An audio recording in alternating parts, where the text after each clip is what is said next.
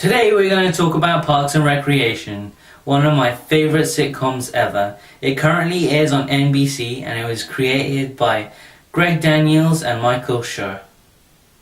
The premise. Well, this show is based in the fictional town of Pawnee, Indiana, where we follow the trials and tribulations of a mid-level bureaucrat working in the Parks and Recreation department. Main character is Leslie Knope, a very well-meaning person who's sort of supposed to be like a female version of Michael Scott from the US version of The Office. Speaking of The Office, this was meant to be a spin-off of that show.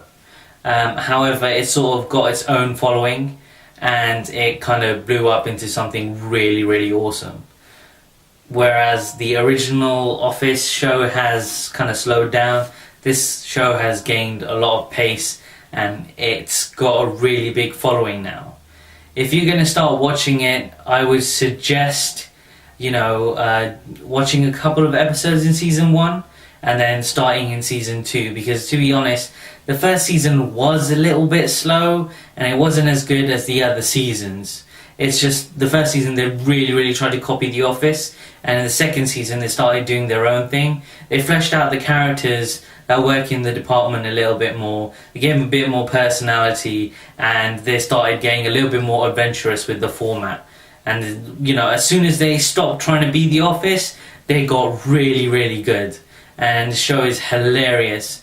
The breakout stars of this show are obviously Amy Poehler, Aziz Ansari, and the guy who plays Ron Swanson. Yes, that's Nick Offerman. Very good, and especially the guy who plays Ron Swanson, the single greatest sitcom character to be ever created in the past couple of years.